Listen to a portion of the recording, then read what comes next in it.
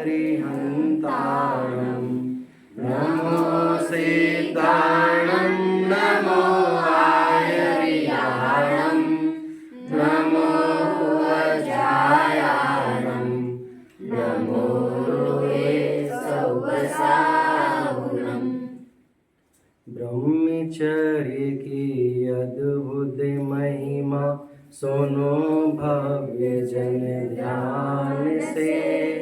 सती शिरोमणि अनंतमती की गाथा जैन पुराण से, गाथा जैन पुराण से।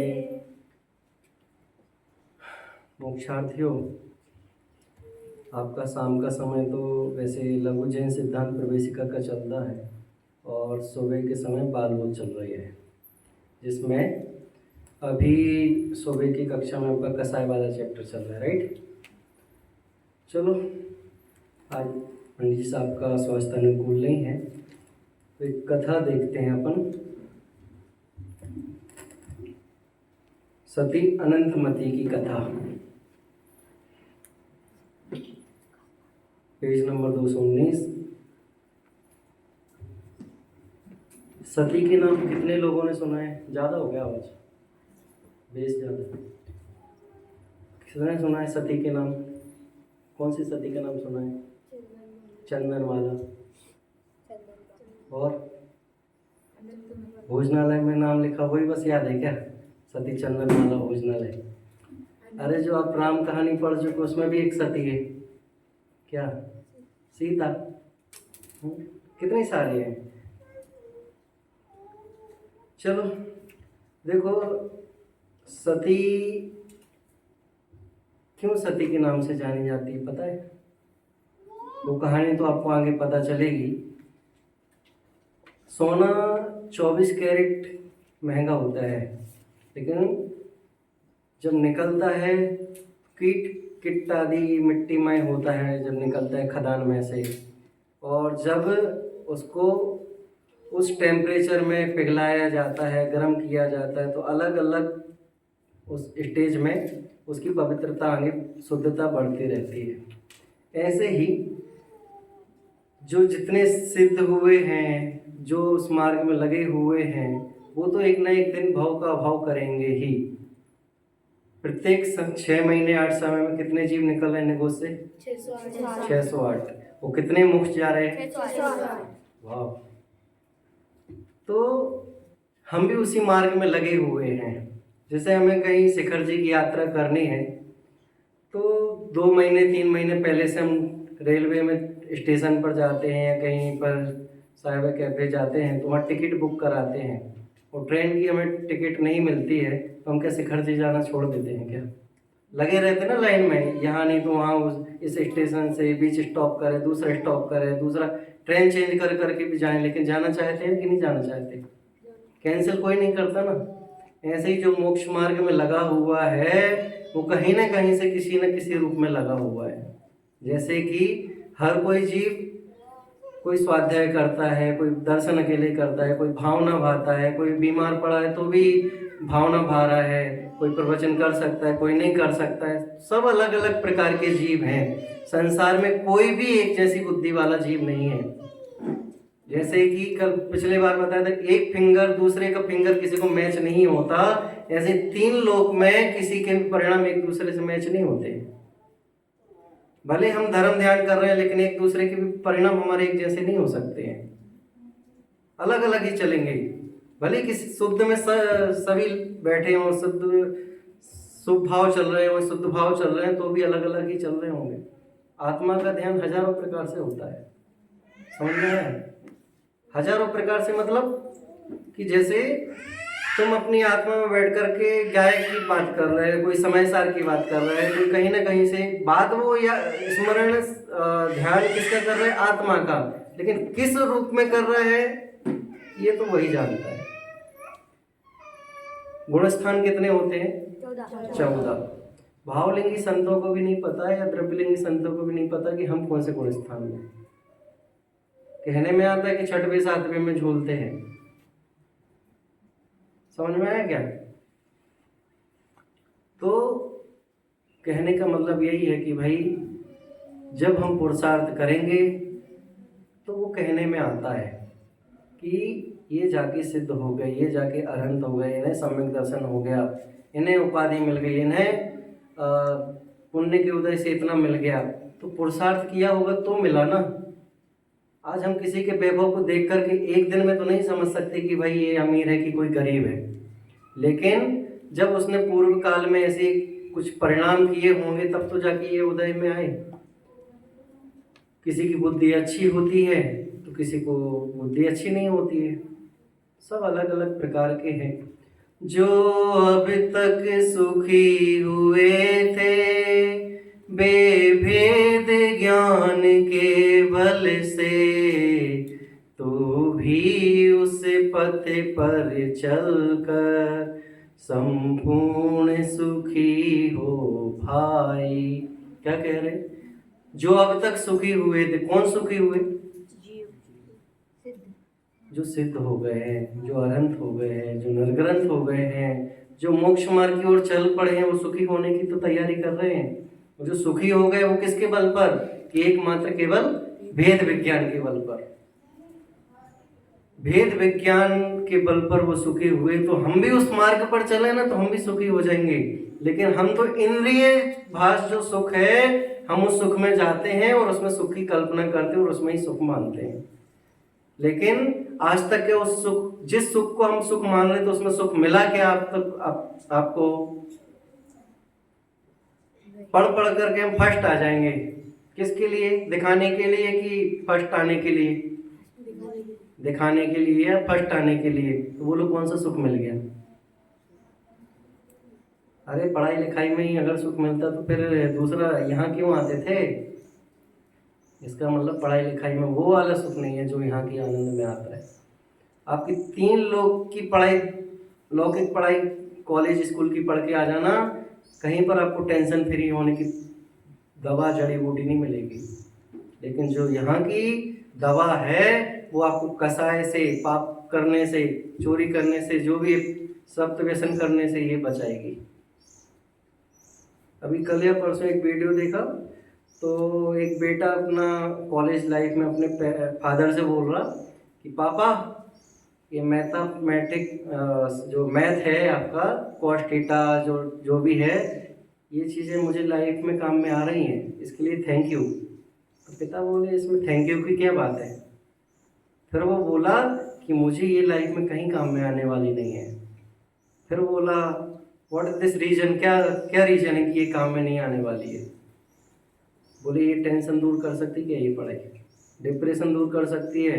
हमें सुखी कर सकती है क्या? वो उसकी भाषा में बोल रहा था, बहुत सारे पॉइंट बोले। तो उसका पिता बोला कि ये पढ़ाई तुम्हें पैसे दिला सकती है, जॉब दिला सकती है, इससे तुम घर खरीद सकते हो, जो तुम्हें कमी है वो पूरी कर सकती हो। तो लास्ट में एक ही पॉइंट बोलता है कि इससे सुख मिल जाएगा क्या हमें? ये चीज़ आज है कल नहीं, इसकी क्या गारंटी है? लेकिन काश अगर आप मुझे ये चीज़ सिखाते थे कि इन चीज़ों में रहते हुए भी हमें सुख नहीं मिलने वाला, इससे हमारे परिणामों में सुख मिलने वाला है, तो ये वास्तव में सुख होता। खैर, किसकी चर्चा करने वाले आज अपन? सती अनंतमती की। देखिए 2 लाइन पढ़ते हैं, पहला पैराग्राफ भी बोलिए एक साथ। ब्रह्मचर्य की अद्भुत महिमा सुनो भाग्य जन जान से, सती शिरोमणि अनंतमती की गाथा जैन पुराण से। बहुत समय पहले चंपा नगरी में प्रियदत्त सेठ हुए, न्यायवान गुणवान बड़े धर्मात्मा अति धनवान थे वे। पुत्री एक अनंतमती इनकी प्राणों से प्यारी थी, संस्कारों में पली परम विदुषी रुचिवंत दुलारी थी। सदाचरण की देवी मूर्ति निज उन्नति करती ज्ञान से, सती शिरोमणि अनंतमती की गाथा जैन पुराण से। पहला शब्द क्या है? ब्रह्मचर्य की अद्भुत महिमा। हमें अनंतमती के ऊपर कोई पीएचडी नहीं करनी है, कोई विवेचना नहीं करनी है। उसने कौन कौन से डिग्री पास किया है, कितना कितना पुरुषार्थ करके, कितना उपसर्ग पा करके भी, कितने कष्ट सहन करने के बाद भी उसने हार नहीं मानी। देखना आगे कष्ट आएंगे अभी उसके ऊपर। अरे भाई, आज हमें लगता है कि देश आज़ाद हो गया, सुनने में कितना अच्छा लगता है, कितनी स्वतंत्रता हम फील करते हैं। बट गांधी जी से पूछो, उस समय उनको कितने लोगों से, कितने लोगों की बातों से, कितने चीज़ों से उनको कष्ट सहन करना पड़ा होगा। कभी गालियाँ खाई, कभी किसी ने कुछ बोल दिया, कभी चांटा मार दिया, किसी ने बंदूक गोली मार दी, क्या क्या सहन नहीं किया। लेकिन आज हमें जो चीज़ मिल गई तो उसकी महिमा नहीं आती है। कल का दुख भरा दिन हमें आज भी याद नहीं रहता, तो कितने सालों पुरानी बात होगी ये चीज़ के लिए। तो ऐसे ही आज हम अनंतमती सती की बातें कर रहे हैं, उनके परिणाम में, जो उनके जीवन में जो घटनाएं घटित हुई हैं, हम उस चीज़ के लिए देख रहे हैं, सुन रहे हैं। क्यों देख रहे हैं? कि ऐसे कष्ट अगर हमारे ऊपर भी आए तो हम उस परिस्थिति में क्या करें। खैर, हमारे ऊपर इतने कष्ट तो नहीं आएंगे, क्योंकि उस समय का वातावरण ही अलग था। पाप के उदय को कौन टाल सकता है, जमाना होगा तो आके ही रहेगा। क्योंकि तीर्थंकरों के लिए भी कर्मों ने नहीं छोड़ा, तो हम तो एक सामान्य से जीव हैं। उपसर्गों के लिए तो कितना, प्रतिमानी उठा के देखेंगे तो भरा मिल जाएगा। तो ब्रह्मचर्य के बल पर वो अपने आगे बढ़ती रही, डिगी नहीं। कितने कष्ट आए, कोई व्यंतर उठा के ले गया, कोई वेश्या बाजार में बेच रहा है, कोई भीलों के राजा ने पकड़ लिया, फिर कैसे उसको निमित्त मिल गए। अरे मुनिराज, एक चीज के बल पर कोई चीज त्याग दें और अगर वो विधि नहीं मिले तो आहार नहीं करते वो। लेकिन उदय होगा तो वो निमित्त बनकर जरूर आएगी। लेकिन निमित्त नहीं होंगे तो लाख कोशिश कर लेना तो भी कुछ नहीं होने वाला। आपने देखा होगा आस पड़ोस में कितने सारे लोगों की शादियां नहीं हो रही हैं, कितने सारे लोगों के परिवार एक साथ जुट नहीं पा रहे हैं, भाई भाई एक नहीं हो पा रहे हैं। अरे भैया, उनका अभी क्रमबद्ध में ही नहीं है उनका संयोग मिलना या कुछ भी चीज़, निमित्त ही नहीं मिल रहे। तो कोई कितना भी कुछ कर ले, कोई से भी बाबा के पास चल जाए, कोई भी तपस्या करवा ले, कोई भी ताबीज करवा ले, कुछ भी करते वो गेट पे बांध देते, कुछ भी कर ले, नींबू मिर्च लगाए, लेकिन कुछ जब होना ही नहीं होगा तो क्या कर सकेंगे। जब होना होता है तो जब कुछ भी नहीं करते तो हो जाता है। तो मैं देखो 12 मोक्षार्थियों में से भी बहुत सारे 3-4 मोक्षार्थी ऐसे कि जो कुछ नहीं पढ़ते फिर भी टॉप कर जाते हैं। कुछ लोग इतना पढ़ते तो भी पास नहीं हो पा रहे हैं। तो अपनी अपनी योग्यता है। टीचर तो एक जैसा ही पढ़ाता है ना, तो टीचर तो निमित्त मात्र है, समझे क्या। तो ब्रह्मचर्य की महिमा से उसके लिए आगे की बात कह रहे हैं, उसके लिए ध्यान से सुनो। सती शिरोमणि अनंतमती की इसकी गाथाएं पुराणों में, वर्तमान युग में मिलती हैं कि बहुत समय पहले एक कंट्री थी, अंग देश नाम था उस देश का। कौन सा देश? अंग देश। और चंपापुर नगरी थी। राजा वसुवर्धन और उसकी पत्नी का नाम लक्ष्मीमती था। उसका एक पुत्र था वसुवर्धन का, प्रियदत्त सेठ, और उसकी पत्नी का नाम था अंगवती। देखा,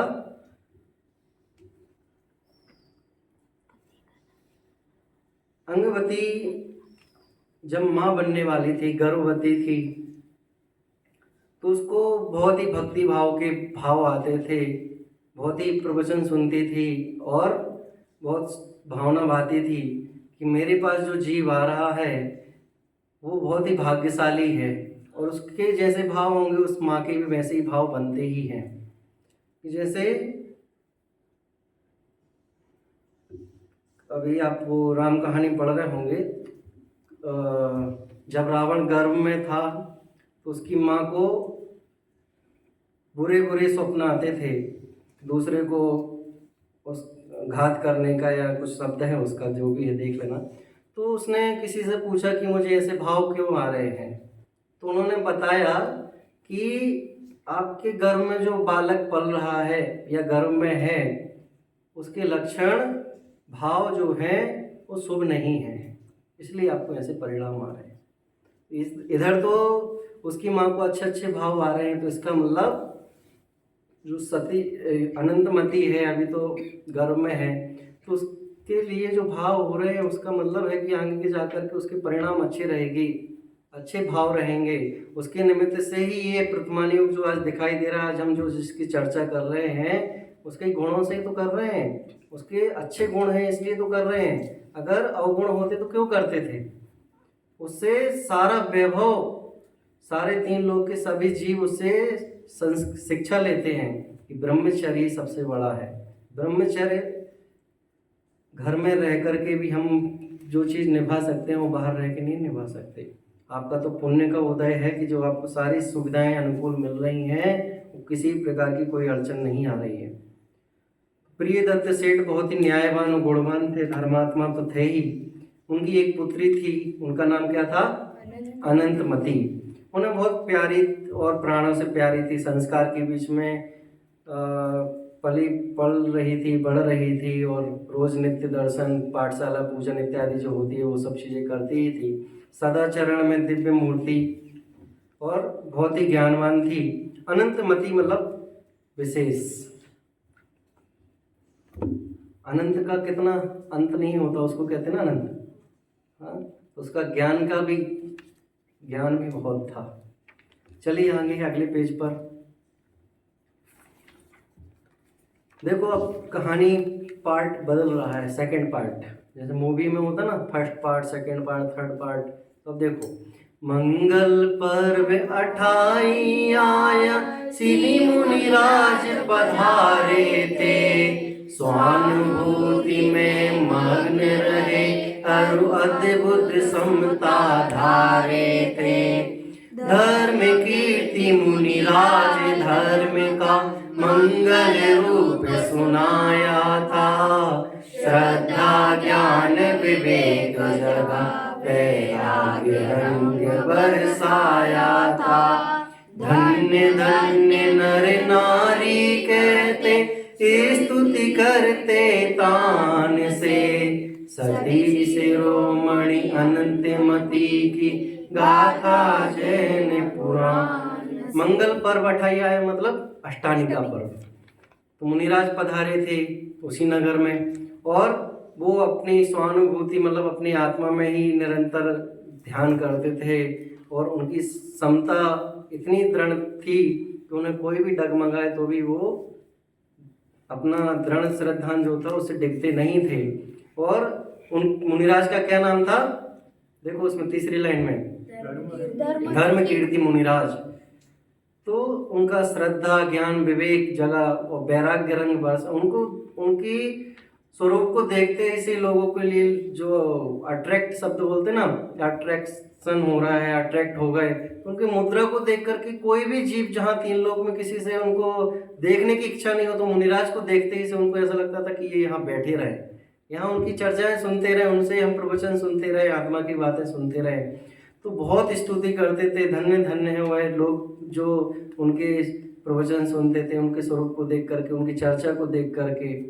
फिर देखो अगले पैराग्राफ में कि प्रियदत्त सेठ जो था वो धर्म पर्व में ब्रह्मचर्य का नियम लिया, और साथ में उसकी अनंतमती बेटी भी साथ में गई थी। तो नियम तो लिया था उनके माता पिता ने, और साथ में नियम ले लिया किसने? अनंतमती ने। किसका नियम ले लिया? ब्रह्मचर्य का। देखो फिर से, प्रियदत्त सेठ ने धर्म पर्व में ब्रह्मचर्य का नियम लिया, सहज भाव से अनंतमती ने ब्रह्मचर्य स्वीकार किया। जब प्रसंग शादी का आया, बोली पितु क्या करते हो, ब्रह्मचर्य सा नियम छोड़ा, भोगों में प्रेरित करते हो। भोगों में सुख किसने पाया, फंसे व्यर्थ अज्ञान से।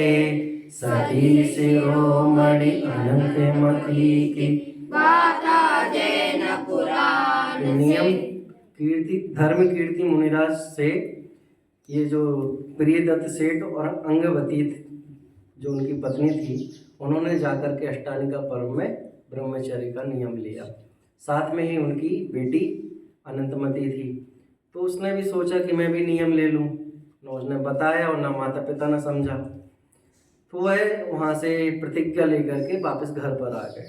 कुछ समय कुछ काल वर्ष कुछ बीता, और फिर जब प्रसंग शादी का आया, धीरे धीरे अनंतमती बड़ी होने लग गई, तो शादी का प्रसंग आया तो माता पिता ने कहा कि शादी के लिए प्रस्ताव रखते हैं, आगे अपन बात करते हैं आदि आदि। तो अनंतमती बोली कि पिताजी कैसी बात करते हो आप, हमने तो ब्रह्मचर्य का नियम लिया है। तो वो बोलते हैं फिर कि मेरे से पूछा नहीं, मेरे को तो पता ही नहीं है आदि आदि। तो फिर वो घटना बताती है कि आपने भी जब नियम लिया तो तभी हमने ले लिया था। तो फिर देखो, माता पिता एकदम से कोई भी चीज़, आप किसी भी धर्म मार्ग में जाओगे तो एकदम से नहीं मानेंगे। आपने कुंद कुंद की मूवी यहाँ पर देखी थी, डॉक्यूमेंट्री, तो कैसी माँ रो रही थी। आप गुरुकुल आ रहे थे तो भेज तो अच्छे के लिए रहे थे, लेकिन आप भी कितने रो रहे थे। माता कितनी रोती है आज भी, क्यों रोती कि नहीं रोती है? तो माँ का मोह एकदम से बिल्कुल शांत नहीं होता है, माँ रोती ही रोती है। तो फिर अनंतमती समझाने लगी कि पिताजी संसार में सुख नहीं है, भोगों में सुख नहीं है। आज आप वातावरण चारों ओर से देख रहे हो, लेकिन वो कहाँ माने। माता पिता तो यही सोचते हैं कि कैसे जीवन, कौन खिलाएगा, कौन पिलाएगा, कैसे रहेगा, ये सब। तो वो सब चीज़ें बता दी कि उसका ब्रह्मचर्य नियम छुड़ाने के लिए, मतलब वो कहते छोड़ दो बेटा, अभी तो तुम छोटी सी उम्र है, क्या जीवन देखा अभी। तो बोलती कि भोगों में सुख किसने पाया है, जो व्यर्थ हम अज्ञान में फंस रहे हैं। तो वो बहुत सारी बातें करती है, लेकिन माता पिता क्या कहते हैं, देखो, व्रत को लेना और छोड़ना हंसी खेल का काम नहीं, भोगों के दुख प्रत्यक्ष देखे अब तुम लेना नाम नहीं। गज मछली अली पतंग हिरण एक विषयों में मरते हैं, फिर भी विस्मय मोड़ पचेंगे भोगों में फंसते हैं। मिर्च भरा तांबूल चबाते हंसते झूठी शान से, सती शिरोमणि अनंतमती की गाथा जैन पुराण से। क्या कह रहे माता पिता? कहने लगे अनंतमती से, व्रत को लेना और छोड़ना, सॉरी, अनंतमती कह रही है कि व्रत को लेना और छोड़ना कोई हंसी मजाक की बात है क्या? पिछली बार बताया था ना, मोक्षमार्ग प्रकाशक में क्या कह रहे कि प्रतिज्ञा लो तो निभाओ, या तो प्रतिज्ञा लो मत, भाव करो, उसको 1-2 साल तक देखो। प्रतिज्ञा लेकर के तोड़ना बहुत पाप लगता है। कसाय पूर्वक भी प्रतिज्ञा नहीं लेना कभी, भावुकता में भी प्रतिज्ञा नहीं लेना कभी। कि जैसे कोई चीज़ यहाँ पे आपको प्रोजेक्टर पे दिखाई जा रही है, कितने जी मार काट हो रहा है, ये सब हो रहा, तो तुमने बिस्किट, च्युइंगम, बाजार की केक, शैम्पू, साबुन सब छोड़ दिए, भावुकता में छोड़ दिए किसी के कहने पर। अब तुम्हें लग रहा है काश काश काश नहीं लिया होता, खा ले कौन देख रहा है, कौन देख रहा है। समझ में आ रहा ना? तो 1-2 महीने पहले आप भाव जो किए हैं उसके ऊपर बल पे चलो, तभी जाके आगे अपने आप सहज पलता रहता है, नहीं तो वो विकल्प सताते ही रहते हैं फिर। तो वो बताने लगी कि व्रत लेना कोई छोड़ना हंसी काम का खेल थोड़ी है, भोगों के दुख तो प्रत्यक्ष दिखाई दे रहे हैं आपको चारों तरफ। हाँ, किसी के पास धन पैसा भी है फिर भी दुखी है, किसी के पास नहीं है तो भी दुखी है, तो फिर सुखी कौन है?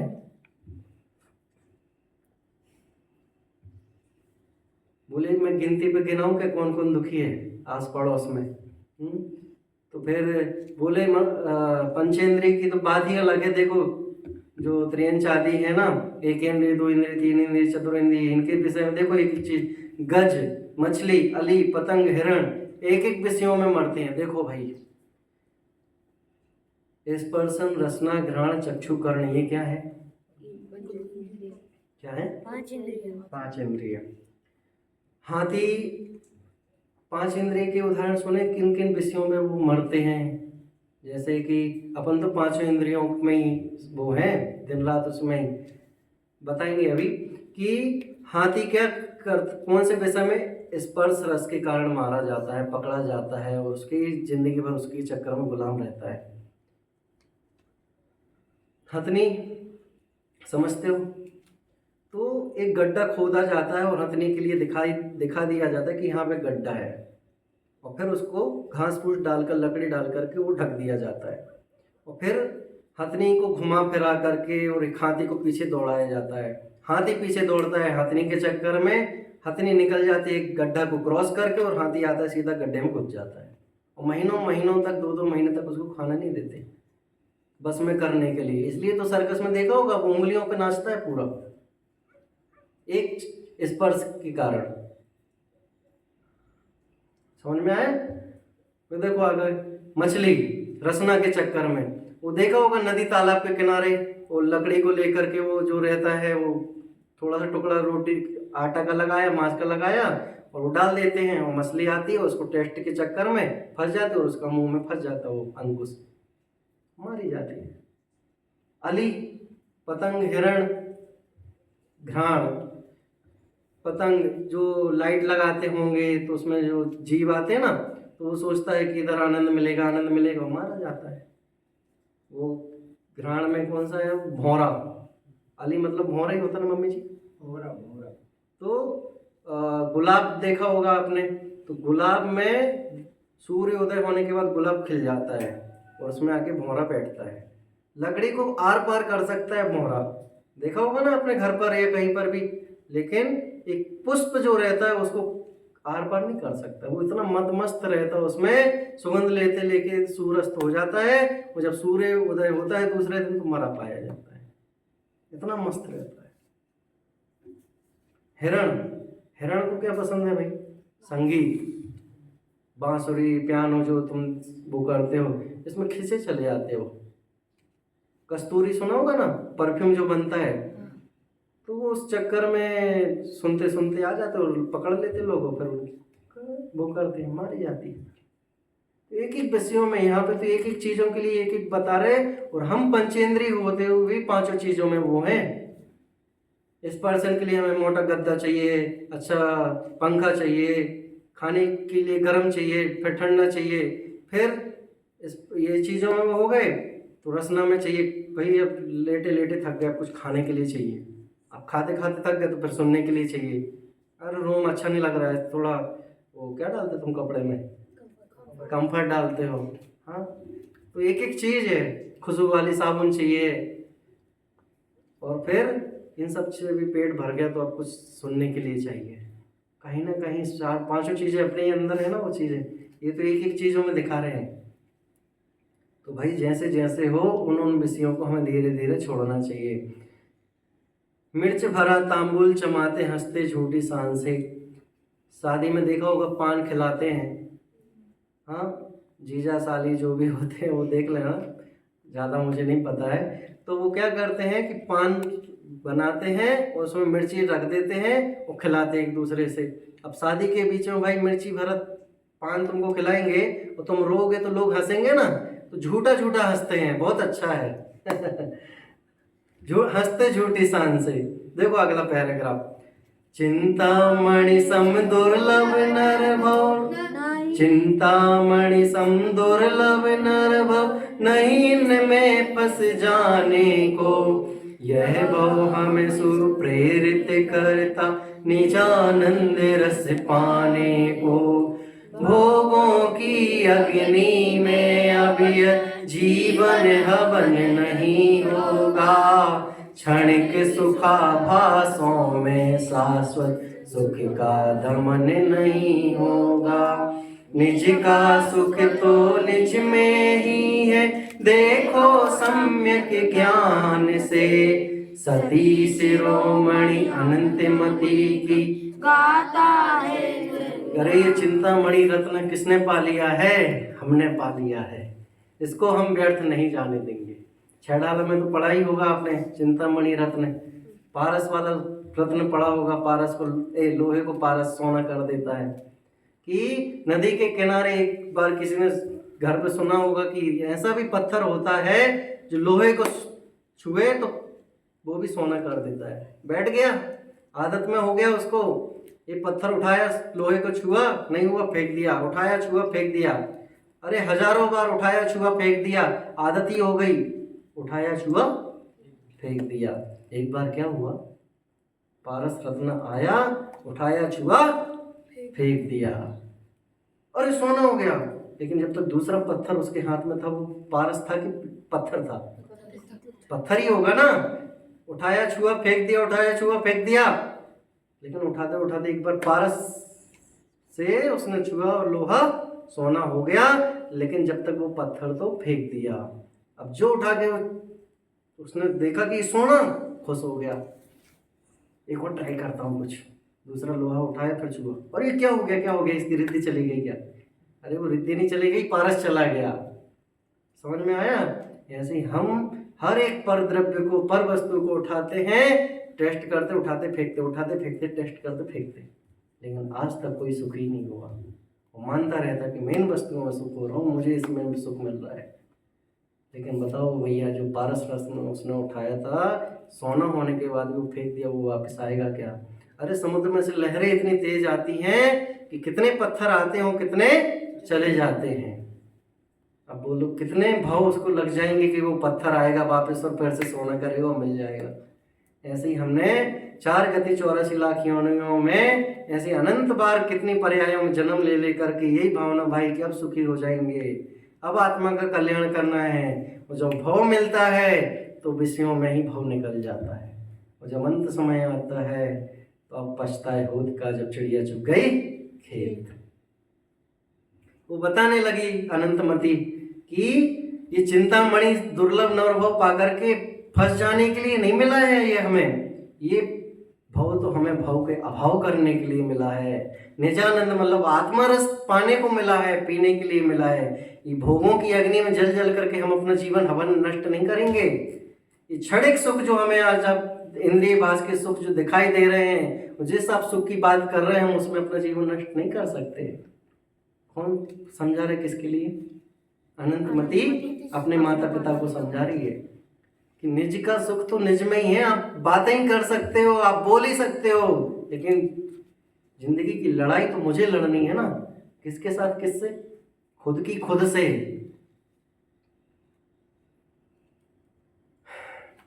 देखो, अब मैं पीछे नहीं हटूंगी, ब्रह्मचर्य व्रत पालूंगी, सील बाणों धारण करके अंतर ब्रह्म निहारूंगी। नहीं बालिका मुझको समझो, मैं भी तो प्रभु संप्रभु हूँ। भय शंका काले से न मुझ में अनंत शक्तिधारी विभु।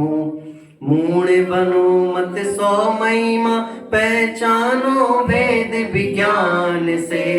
सतीश रोमणि अनंतमणि की गाथा जैन पुराण से। पूरा देश, पूरे घर परिवार के लोग, पूरे गांव के लोग एक तरफ, लेकिन कोई भी एक भी जीव दूसरे जीव को धर्म उपदेश देने के लिए, धर्म समझाने के लिए तैयार नहीं है, आज बताने के लिए तैयार नहीं है। और अगर कोई धर्म की बातें करे तो उसे भी दबाने की कोशिश करते हैं। अभी क्या जीवन है, हाँ अभी से धर्म की बातें करने लगे, अभी तो कमाने के दिन है, अभी तो माता पिता को संभालने के दिन है।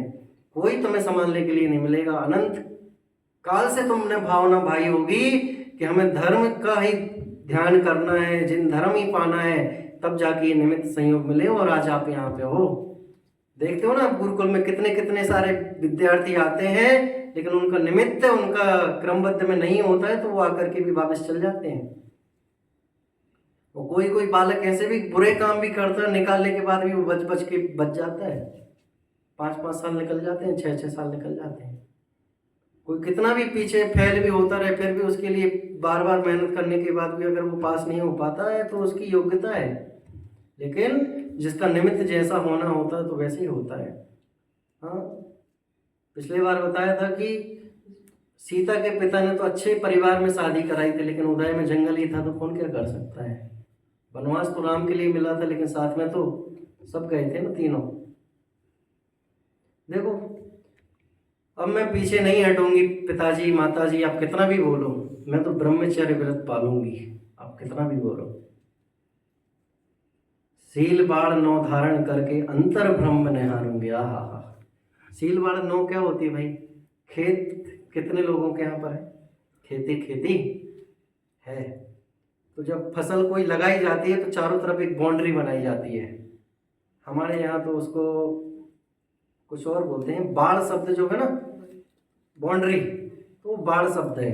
तो एक किसान क्या करता है, अपनी फसल बचाने के लिए चारों तरफ बाउंड्री बनाता है कि दूसरे पशु आकर के फसल को नष्ट ना करें। ऐसे ही जो ब्रह्मचर्य धारण करता है वो चारों तरफ अपने बाड़ लगाता है। बाड़ वैसे नहीं लगाता कि पूरी तरफ गेट लगाता है, ऐसा नहीं कि मैं किसी के संपर्क में नहीं आऊंगी, मतलब अन्य पुरुष के पास या एक साथ नहीं बैठेंगे, एक साथ खाना पीना नहीं करेंगे, दूसरे के बेडरूम में नहीं जाएंगे, फालतू वीडियो नहीं देखेंगे। आप पढ़ लेना और ब्रह्मचर्य उत्तम 10 लक्षण में, तो वो विषय फिर कभी। तो फिर वो कहती है कि मुझे बेटी, छोटा बालिका मत समझो आप, बालिका नहीं हूं मैं भी तो प्रभु समान हूँ, मेरे अंदर भी तो आत्मा है कि मम स्वरूप है सिद्ध समान। कल की कक्षा में बोल रहे थे ना पंडित जी, जो निगोद में सोही मुझ में सोही मोक्ष मझार, अंतर भेद कछु भी नाई जान लियो संसार। कोई अंतर नहीं है, बस वो मुक्त हो गए, हम संसारी हैं। और स्वभाव से देखे जाए तो उनके वो उन्होंने 8 कर्मों का नाश कर दिया है और हमें करना बाकी है। मम्मी से बात करते हो तो यही बोलते होगे कि मम्मी आज ये खाया वो खाया, मम्मी हम दिवाली में आ रहे हैं, इतने दिन बचे हैं, ये वो आदि आदि रोज करते ही होंगे। कभी ऐसा भी तो बोल के देखो, मम्मी हम गुरुकुल में पढ़ रहे हैं तो हम भी एक दिन प्रवचन करेंगे, हम भी भगवान साहब हो जाएंगे। क्या भगवान से बातें करनी है? जैसे मम्मी से बातें करते हो, भगवान के पास जाकर के हाथ खड़े होकर के बोलना, भगवान वो दिन दूर नहीं जब हम भी आपके साथ बैठेंगे सिद्धालय में। समझे क्या? बस कुछ दिनों की बात है, कुछ भाव की बात है, समझे क्या? चलो, तो वो सती भी कह रही है कि मुझे भी छोटा मत समझो, मैं बालिका हूँ, तो मुझे ऐसा वैसा मत समझो, मैं भी प्रभु समान हूँ। मूर्ण बन, मतलब तुम्हारी मान्यता में जो बैठ गया है ये सब छोड़ दो, ये सब त्याग दो। लेकिन वो जाने तब तो वो कह रहे पहचानो अपने भेद विज्ञान से। देखो अगला पैराग्राफ, मिट्टी का टीला तो देखो जलधारा से बह जाता, बोलो भाई, धारा ही मुड़ जाती लेकिन अचल अडिग पर्वत रहता, ध्रुव कीली के पास रहे वे दाने नहीं पिस पाते हैं, छिन छिन छिन भिन पिसते हैं वे कीली छोड़ जो जाते हैं। निज स्वभाव को नहीं छोड़ना, सुनो भ्रात सभान दे, सदी शिरोमणि अनंतमणि की गाथा जैन पुराण से। क्या मिट्टी का टीला जो रहता है वह भी बह जाता है धारा के प्रवाह से। आपने देखा होगा नदी तालाबों में, तालाब में नहीं नदी में, कि एक पेड़ लगा है बहुत बड़ा, उसको कोई हिलाने से भी नहीं टूट रहा है, हाथी भी हिलाए तो भी नहीं टूट रहा है, लेकिन एक नदी का बारिश का प्रवाह आया टूट गया। और घास फूस जो रहती है वो लगी की लगी रह जाती है। अच्छी अच्छी बिल्डिंग कभी कभी टूट जाती हैं, मंजिलों की मंजिलें, बट जो गरीब झोपड़ी रहती है वो कभी कभी टिकी भी रहती हैं। तो अपनी ये उदय प्रमाण है। तो ध्रुव की चर्चा चल रही ना अभी आपकी जैन सिद्धांत प्रवेशिका में। तो चक्की का पाटा देखा था ना अपने म्यूजियम में, पत्थर वाला इधर, तो जो चक्की पत्थर की चक्की रहती है, जो एक नीचे का तो स्थायी रहता है और ऊपर का घूमता रहता है, लेकिन उसमें जो कीली है वो स्थिर रहती है। अब उसके संयोग में जो जो बीज अपन डालते हैं, गेहूं डालते हैं और घुमाते हैं, तो उसके संयोग से जो कीले के संयोग से आते हैं वो तो साबुत रहते हैं, जो यहाँ वहाँ भागते हैं वो पिस जाते हैं। निगोद से वही निकलता है। सॉरी, वो पॉपकॉर्न का उदाहरण दिया था ना पिछले बार, कि जो फूटते हैं वही बाहर निकलते हैं। तो कितना भी ढको, कितना भी बचाओ, ऐसे ही निगोद में से जिसका उदय आया है बाहर निकलने का, वही निकल सकता है। ध्रुव कीले के पास रहे वे दाने नहीं पिस पाते हैं, और छिन्न भिन्न पिसते हैं वे ही कीले को छोड़ चले जाते हैं, वो ही पिस जाते हैं। ऐसे ही जो निज का आश्रय लेता है, जो आत्मा का आश्रय लेता है, जो निज की बातें करता है, जो निज की बातों को जानता है, वह कितना भी दुनिया बोले, कितना भी संयोगों में फंसाए, लेकिन फिर भी वो नहीं फंसता है। और जो बिल्कुल संसार की बातें करता है, भोगों में बातें करता है, दिन भर मोबाइल टीवी चलाता है, जिनके घर में स्वाध्याय नहीं होता, उन्हें कितना भी आत्मा की बातें सुनाई जाए तो भी वो आत्मा की जानने की बातें सुनने के लिए तैयार नहीं है। निज स्वभाव को नहीं छोड़ना, जो निज को छोड़ते हैं उन्हें ही पर पकड़ता है। बोलो भाई, मैं आपको एक सच्ची घटना बताता हूँ बच्चों। मैं जहाँ का हूँ उधर मतलब मंदिर जाना होता ही है, तो किसी कारण बस मैं दूसरे के घर में दूध लेने के लिए गया। समथिंग 11-12 बजे का समय होगा। तो दूध लेने के लिए गया, तो रसोई इत्यादि बनी जाती है समथिंग 11-12 बजे तक। तो घर पे दूध रखा था गैस पर, सब्जी आदि जो था वो सब बन के रखा था, और गैस चालू था। क्यों गैस चालू होगा? दूध ऊपर से वो गर्म होने के बाद ऊपर से फैल रहा था। उनको स्मेल भी आ रही होगी जहाँ वो रूम पर बैठे थे। पता है क्या कर रहे थे वो लोग? टीवी देख रहे थे। क्यों? सीरियल कोई कोई टीवी में शाम को जो चलता है वो दूसरे दिन भी आता है, मॉर्निंग में देखा होगा तो हमने बोला रसोई घर में जाकर, अरे दूध बह रहा है। तो वो भागे तो तुरंत ही बंद करने के लिए। मैंने कहा ऐसा क्या रखा है टीवी में जो आप दूध जल रहा है और आप वहाँ टीवी देख रहे हो? तो बोले भैया जी आप क्या जानो, कल का सीरियल छूट गया तो इसलिए हम टीवी देख रहे हैं। इतने मस्त हैं लोग।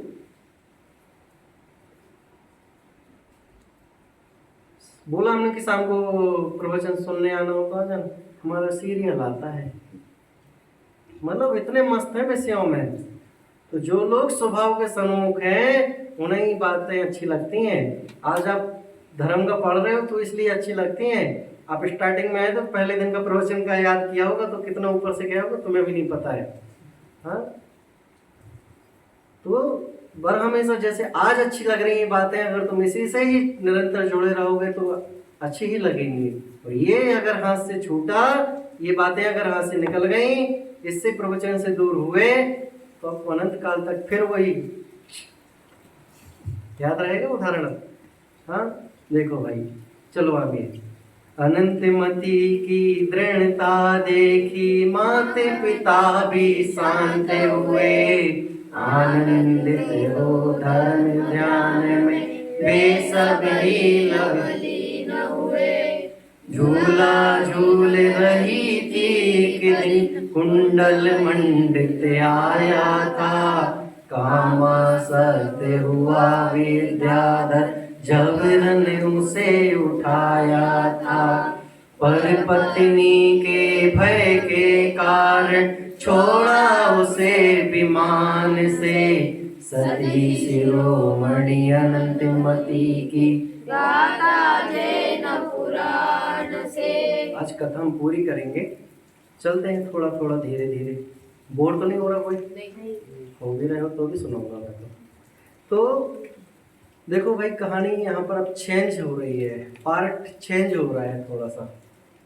आप कोई सी भी कहानी पढ़ते होंगे किताब में, 1 नंबर 2 नंबर 3 नंबर जो लिखे रहते हैं, तो उसमें कुछ बात पलटने वाली है, कोई दूसरा माहौल विषय आने वाला है। तो इसलिए हम भी आपको बता रहे हैं कि यहाँ से अभी तक तो ये घर की कहानी चल रही थी।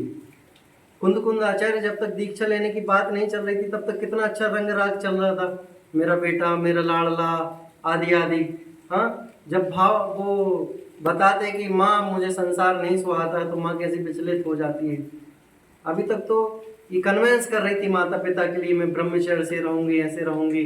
अब देखो, मैंने पिछले बार बताया था कि जब जब भी हम प्रतिज्ञा लेते तो हमारी प्रतिज्ञा परीक्षाएं लेती ही लेती है। अब इसने ब्रह्मचर्य का नियम लिया, इसके पूर्व के उदय ऐसे थे तो उदय आए हैं इसके लिए। देखो कि एक बार घर में ही, भाई महल है, राजा की बेटी है तो घर तो बड़ा हो गई। कौन से राजा की बेटी थी ये? प्रियदत्त सेठ। मम्मी का नाम क्या था इनकी? अंगवती। देखो तो घर के आंगन में झूला में झूल रही थी। अब राजा थोड़ी इतना कोई ध्यान देता है कि सेनापति कोई ध्यान देता है। विद्याधर एक बार झूला झूलते झूलते एक विद्याधर ऊपर से निकल रहा था और उसने देखा कि यहाँ पे कोई झूला झूल रही है, वो बहुत अच्छी है, आदि आदि कामासक्त हो गया, उसकी विषय वासना जागृत हो गई और वो ऊपर से नीचे आ गया और उसको उठा कर ले गया। उसका नाम क्या था भाई?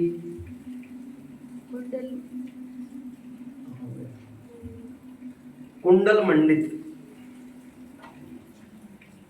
और कामासक्त हुआ विद्याधर, जबरदस्ती उठाया, चीख रही चिल्ला रही, लेकिन जब उदय होते हैं तो निमित्त नहीं मिलते हैं। पर पत्नी उसने जब विमान में वो ले जा रहा था अनंतमती के लिए, देखो भाई मैं तो कम शब्दों में आगे बढ़ गया आगे, तो उसने पकड़ा उठा करके ले गया। वो तो उस समय की घटना वही जाने, जो फील कर रहा होगा वही जाने। उसने जैसे ही पकड़ा होगा तो चिल्लाई होगी, चीखी होगी, बचाओ बचाओ, मम्मी पापा जो भी है, सेनापति आदि आदि। लेकिन वो तो इतने में उठा के ले गया। तो उसने जब वो विमान में बैठी होगी अनंतमती, उसने कहा अरे तेरी पत्नी भी होगी तो दूसरी जीवों को क्यों उठा के लेके जा रहा है? तेरी भी पत्नी को मैं बोलूंगी कि ये ऐसे काम करता है। तो उसने भय के कारण उसे जंगल में छोड़ दिया। बस इतने में ही, बस एक घटना हुई और पूरा हो गया जीवन? नहीं नहीं, हमारे जीवन में भी अनंत कष्ट आते हैं, लेकिन हम अनंत कष्ट में भी हर कष्ट को भूल जाते हैं। देखो इसकी तो घटना लिखी है इसलिए हमें इतना पता है, हमारे जीवन में कितनी घटनाएं हुई हमें भी पता है क्या? कभी हम साइकिल से गिर गए तो हाथ टूट गया, कभी पैर टूट गया, कभी बस से पलट गए, कभी माता चले गई, कभी पिता चले गए, कोई कुछ ना कुछ हो गया। कभी परिस्थिति कम होती है, कभी ज़्यादा होती है, कभी पुण्य का उदय होता है, कभी पाप का उदय होता है, कभी पैसे ज़्यादा होते हैं, कभी नहीं होते हैं। कहीं ना कहीं तो इंसान दुखी है ही ना। देखो आगे, पत्नी के भय के कारण उसने छोड़ दिया विमान से। एकाकी वन में प्रभु सुमिरे, भीलों का राजा आया, काम वासना पूरी करने को वह भी था ललचाया। आप किताब में देख कर नहीं पढ़ोगे तो कहानी बिल्कुल समझ में नहीं आएगी। आयुष पढ़ नहीं रहे तुम। देवों द्वारा हुआ प्रताड़ित, सती तेज के कांप से, पुष्पक को दी उसने बेचा तो बेच दिया, देखो सुर नहीं हो यशवाई, सम्यक धर्म ज्ञान से, सती शिरोमणि अनंतमती की गाथा देन पुराण। देखो भाई, कुंडल मंडित जो था वो विद्याधर, उसने भय के कारण जंगल में छोड़ दिया। अब जंगल में छोड़ने के बाद कहाँ जावे अब अनंतमती? जंगल भयानक, ना कोई आसपास लोग दिख रहे, ना कुछ दिख रहे। थोड़ी बहुत चली, अब जैसे ही चली तो वहाँ पे कौन मिल गया भाई? भीलों का राजा मिल गया। उसको भी काम वासना जागृत हो गई, उसने भी अपनी कल्पनाओं में सोच लिया होगा मैं इसको अपनी पत्नी बनाऊंगा, रानी बनाऊंगा, इसके साथ सपने पूरे करूंगा, इसके साथ घूमूंगा, ये खाना बना के देगी, ये खिलाएगी, आदि आदि कल्पनाएं कर ली। और फिर वहां पर उसने पकड़ लिया, मतलब वो ले जाने लग गया। वो चिल्लाई चीखने लगी, इतने में देवों द्वारा वहां पर जंगल की जो रानी होगी या राजा होगा जो भी, या देवों व्यंतर आदि द्वारा, वह देवों के डर से उसने किसी ने उसको डांटा पीटा या चिल्लाया या कोई विद्या उसके सामने की होगी, तो वह डर के मारे कांप गया और उसने पुष्पक व्यापारी को दे दी, वेश्या को बेच दिया। क्या देखो अगले पेज पर 222 दूसरी लाइन, पुष्पक व्यापारी को दी उसने, वेश्या को बेच दिया। अरे रे रे रे, पहले क्या हो गया, घर में झूलते झूलते कौन ले गया, व्यंतर, कुंडल मंडित। अब वहाँ से उसने छोड़ा तो भीलों के राजा ने। अब भीलों, अरे एक कष्ट छूटा तो अब तो लगता है अब तो सुखी वो, अब तो कष्ट टल गए। 2-3 महीने निकल जाए तो हम पुराने कष्ट भूल जाते हैं। आप जिस दिन आए तो उस दिन जैसा रोना आ जाता है क्या? ऐसे ही होता है, हर पर्याय में ऐसे ही होता है। हम जिस पर्याय में तन्मय हैं उसी में तन धन सब मन परिवार को बनाना चाहते हैं, और अगले जन्म में जाते तो फिर परिवार खड़ा हो जाता है, फिर मस्त हो जाते हैं। तो फिर विद्याधर ने जंगल में छोड़ दिया, फिर वो भील मिल गया, भील ने भी फिर उसको वेश्या के बाजार में बेच दिया। देखो कहाँ सुख है भाई। फिर भी देखो उसकी दृढ़ता अनंतमती की, कि फिर भी अपने आप को कोस नहीं रही है कि कैसे है मेरे माता पिता जो मुझे रक्षा नहीं कर पाए, कैसे हैं जो सेनापति मेरे पास आज तन है, मन है, धन है, वैभव है, क्या कमी है, लेकिन जब पाप पौधा आता है तो कोई काम में नहीं आता। अब क्या सोच रहे हो, इसके ऊपर जो उपसर्ग चल रहे हैं, कष्ट हो रहे हैं, तो उनके माता पिता शांत बैठे होंगे? एक दिन की ये घटना होगी, कितने महीनों की घटनाएं होंगी, कितने दिन जंगल में पैदल चली होगी। न पानी का ठिकाना है, न भोजन का ठिकाना है, न लोगों का ठिकाना है, न मंदिर का, न कहीं कुछ न कुछ। आज समय मिला है तो सदुपयोग करो। देखो उसने तो बेच दिया, अब वो क्या सोचे, मेरा धर्म, मेरा सील, मेरी रक्षा कहाँ होगी। वो तो यही चाहती थी कि मेरा आत्मा ही सबसे शरण है, मेरे लिए आत्मा ही जो है वही रक्षा करेगा। भावना अगर सच्ची है तो श्रद्धान में भी वही चलता है। अगर श्रद्धा नहीं कच्चा पक्का है तो हमारी क्या भावना रही। दिखाने के लिए तो दुनिया दिखावटी काम कर रही है। देखो आगे, बेस्या ने फिर जाल बिछा लिया, उसने तो बेच दिया, उसने तो सोना रहे जो दी, वो सोना चांदी जो होता उसने मोहरे ले ली और वो अपना चला गया। अब बेस्या क्या करेगी, बेस्या का तो काम है उसको रखना और फिर गंदे काम करना, करवाना के लिए। बेस्या ने जाल बिछाया, कैसे भी करके लालच देके मैं तुम्हें पैसों से तौल दूंगी, मैं तुम्हारे लिए जो चाहोगे वो दे देंगे, अच्छे से घर में शादी करा देंगे, आदि आदि। लेकिन वो असमर्थ रही। कौन? बेस्या, उसको कन्विंस करने के लिए। लेकिन सती की दृढ़ता देखो, देखो यहाँ पढ़ते हैं आगे। बेस्या ने बहु जाल बिछाया पर वह भी असमर्थ रही, भेंट किया राजा को उसने, सती वहाँ भी अड़ग रही। देखो कर्मोदय की लीला, कितनी आपत्ति आई, महिमा निज स्वाभाविकी निरखो, सती न किंचित घबराई। कर्म विकार करे नहीं जबरन, व्यर्थ रुले अज्ञान से, सती शिरोमणि अनंतमती की गाथा जैन पुराण से। अरे भैया आज तो फोन चलने लग गया, टेलीफोन चलने लग गया, वीडियो कॉल चलने लग गई, मैसेज, टेक्स्ट, जो भी सब होता है। पहले क्या होता था? कुछ भी नहीं होता था। आज हमें कोई भी कांटा भी चुभ जाए पैर में तो हम कांटा भी बताते, मम्मी आज मुझे कांटा चुभ गया। बुखार आ जाए तो बुखार का बोलते, भोजन एक टाइम नहीं मिले तो वो बोल देते हैं। अरे ऐसे ऐसे जीव देखे हैं मैंने जो छोटे छोटे कष्ट भी सहन नहीं कर पाते। हमें रात में अगर मच्छर काटे तो हम दूसरे दिन व्यवस्था करते, मच्छरदानी की, मोर्टीन लगाने की, फिनाइल लगाने की, क्या क्या लगाने की व्यवस्था करते हैं। अरे इस भाव में तो तुम व्यवस्था कर लोगे, अगले भाव में क्या करोगे?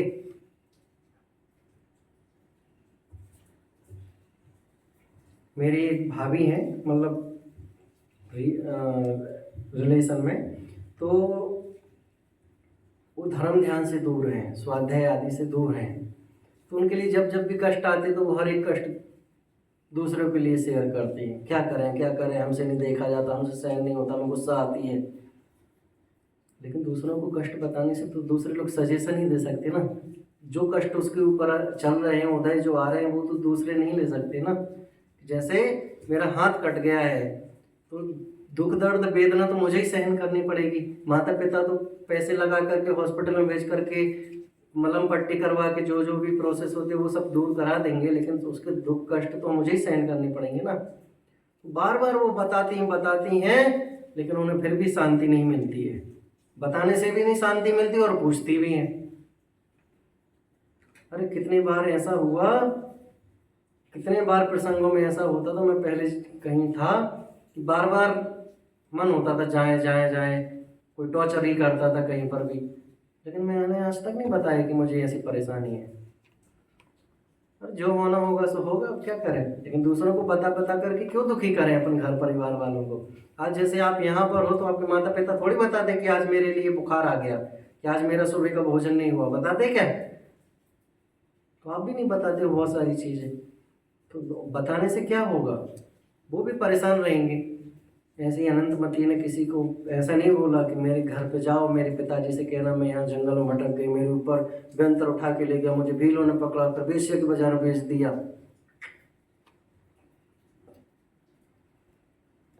अडग रही वो जानती थी ये कर्म के उदय मेरे हैं, मैंने पूर्व भाव में ऐसे कार्य किए थे, इसलिए मुझ पर ये विपत्ति आई है। फिर भी वो कहती निज स्वभाव को निरखो, सती किंचित नहीं घबराई। कर्म विकार करे नहीं जबरन, व्यर्थ रोते हैं अपना ज्ञान से कि कर्म अपना काम कर रहे हैं और हम व्यर्थ ही रोते रहते हैं। अरे जो हमने किया होगा वही तो उदय में आएगा। देखो अगला फिर से, निकलो संकटों से फिर पहुंची पद्म श्री आर्या आरिका के पास, निज स्वभाव साधन करने का मन में था पूर्व उल्लास।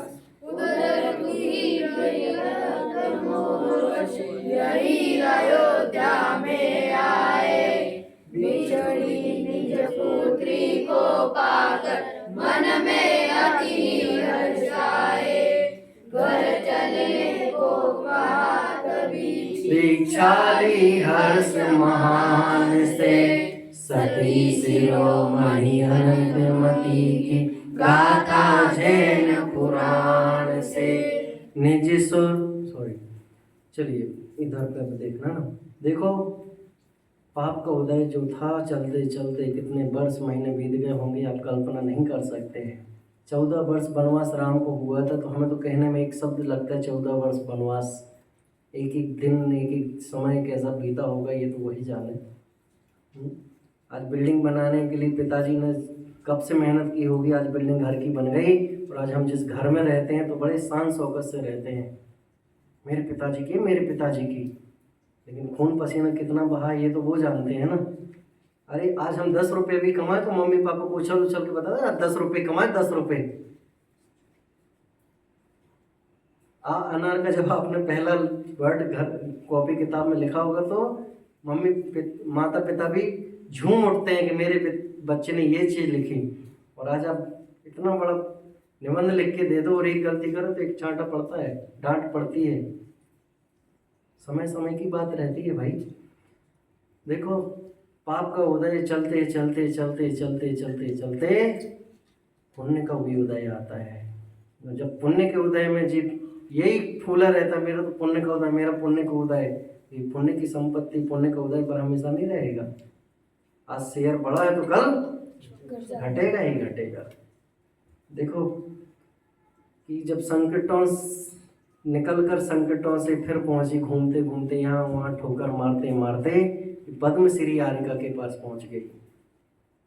किसके पास पहुंच गई? पद्म श्री आरिका।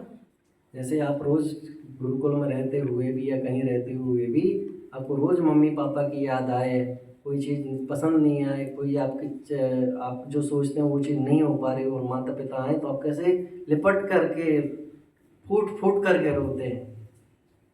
ऐसे ही अनंतमती आपके लिए तो कोई कष्ट ही नहीं है, लेकिन अनंतमती के ऊपर इतने कष्ट होने के बावजूद भी वो दृढ़ता रही। उसने अपना आत्मसाध स्वयं ने साधा। वो सोचने लगी कि मेरी आत्मा के अलावा कुछ नहीं है। दुनिया के लोग मेरे शरीर को देख कर के मुग्ध होते होंगे तो होते रहें, लेकिन मेरी शरीर भी काट पीट करके ले जाए, बेच दे, कितनी बार भी कुछ भी करें, लेकिन मेरी आत्मा को नहीं खरीद सकते। बोलो भाई, यह जीव जब पर्याय से पर्यांतर होता है तो शरीर यहीं रह जाता है कि आत्मा रह जाती है? शरीर यहीं रह जाता है। तो इसका मतलब रुपए पैसों से ये शरीर तो खरीदा जा सकता है, लेकिन आत्मा नहीं खरीदी जा सकती। आपके परिणामों को नहीं खरीदा जा सकता, आपके मन में क्या चल रहा है वो नहीं खरीदा जा सकता है। तो वह रोती बिलखती हुई उसके लिए किनारा मिल ही गया। कौन सी यारिका? पद्मश्री यारिका के पास पहुंची, जाके उनके चरणों में गिर गई, लोटपोट हो गई। माता, मैंने अनंत कष्ट पाए हैं, अब नहीं भटकना है। रोते रोते रोते रोते माता ने कहा कि बेटा, संसार में कोई शरणभूत नहीं है अपनी आत्मा के अलावा। अब इतने दिन हो गए माता पिता को ढूंढते ढूंढते ढूंढते, लेकिन कहीं नहीं मिले। जब पता चला कि यहाँ पे जंगल में देखा है या कहीं ना किसी इन्फॉर्मेशन दी होगी ढूंढते ढूंढते, तो वो भी उसी माता के पास, पद्मश्री माता के पास, आरिका के पास माता पिता भी पहुँच गए। देखो क्या कह रहे हैं कि निस्वभाव को साधन करने का मन में था अपूर्व उल्लास, उधर दुखी प्रियदत्त मोहबस, माता पिता दुखी थे, यही अयोध्या में आए। बिछड़ी निज पुत्री को पाकर मन में बहुत ही खुशी हुई उनको। फिर क्या कहते हैं, अनंतमती को उसकी स्टोरी नहीं, अनंतमती ने बताई कि मुझे ऐसे ऐसे कष्ट आए। पिता को पुत्री मिलने पर तो पिता बोलते हैं, बेटा बहुत दिन हो गए बाहर रहते रहते, न भोजन किया, क्या हालत हो गई, कितने आप सब लेके आए होंगे, लेकिन वो कह रही मुझे कुछ नहीं चाहिए। आपके लिए 2-3 महीने साल भर माता पिता परिवार नहीं मिले और आपसे कोई कहे कि बेटा चलो घर, तो तुम तो बैग लेके अब भी चल दोगे कि गुरुकुल में बोलोगे मुझे यहीं रहना है। बोलो दिवाली की छुट्टी आ रही है, कौन कौन तैयार है रुकने को? ठीक है रुक जाओ भाई, कोई मत जाना, हमें तो अच्छा, हम भी रुक जाएंगे आपके साथ। सोम तो बोला मैं तो जाऊंगा, तुम रुकना हो तो रुको। तो देखो भाई, तो बिछड़ी पुत्री को पाकर बहुत ही खुश हुए। कौन? प्रियदत्त सेठ। घर चलने के लिए कहा, तभी कहती है मुझे घर नहीं जाना है पिताजी, अब तो दीक्षा की तैयारी करो, मैं तो अब दीक्षा लूंगी। वो फिर समझाने लगे। उस समय ब्रह्मचर्य के लिए पहले पूरी कहानी चली, अब जब वो घर से बाहर चले गए, इतने कष्ट आए, कष्ट सब संसार देख लिया, अब बोले घर चलो। तो क्या कहती है चंदनमाला कि पिताजी घर में तो अनंत काल से रहते आए, अब तो निज घर में रहना है। बात क्या बोली? घर में तो अनंत काल से रहते आए, अब तो निज घर में रहना है। इसलिए जिनवाणी स्तुति के बाद यही तो बोलते हैं, निज निधि निज में बताई, यह अनंत उपकार है। निज की निधि निज में बताई, यह अनंत उपकार किसका है? जिनवाणी का। और कौन बताता है आज के समय? बोलो पिताजी क्या कहेंगे अब? देखो अगला फिर इच्छा इधर, हाँ गई क्या, हाँ बोलिए। इच्छा निरोधित धारा था, रचना त्रय की पावन गरिमा, मैं निज रूप संभाला था। मन हुई निज में ही ऐसी, मैं स्त्री हूँ भूल गई। मन हुई छूटी दे समाधि से, द्वादशम स्वर्ग में देव हुई। पढ़ो सुनो ब्रह्मचर्य धरो, सुख पाओ आत्म ज्ञान से। सती शिरोमणि अनंतमती की पूरा पढ़ते हैं। पर भाव शून्य चित्त भाव पूर्ण में, परम ब्रह्म श्रद्धा जागे। विषय कसाय दूर रहे मन, निजानंद में ही पागे। ये ही निश्चय ब्रह्मचर्य, आनंदमय मुक्ति का द्वार। संकट त्राता आनंद दाता, इससे ही होवे उद्धार। अतः आत्मन उत्तम अवसर, बनो स्वयं भगवान से। सती शिरोमणि अनंतमती की वो कहती है कि मैं अपने आप को, अब मैं अनंतमती नहीं देखती, मैं स्त्री रूप नहीं देखती, मैं अब राजा की पुत्री नहीं देखती, मैं रानी की बेटी नहीं देखती, मैं चंपापुर नगरी की बेटी नहीं देखती, मैं अंग देश की बिटिया नहीं सोचती हूँ मैं अपने आप को। मैं क्या देखती हूँ अपने आप में? मैं स्वयं आत्मा हूँ, ये शरीर मेरा नहीं है। मैं भूल गई हूँ कि मैं स्त्री हूँ, कि मैं किसी की बेटी हूँ, कि कोई मेरे पिता राजा भी है। अब तो देह जाए तो जाए, मैं घर तो नहीं जाऊंगी, मैं अपने स्वरूप में रह करके ही देह छोड़ूंगी। और उसकी कष्ट वेदना सहते सहते सहते शरीर में इतनी शक्ति ही नहीं बची थी। वो तो समीप आत्मा के रह करके अपने ध्यान करते करते करते उसने देह छोड़ी और 12वें स्वर्ग में देव हुई।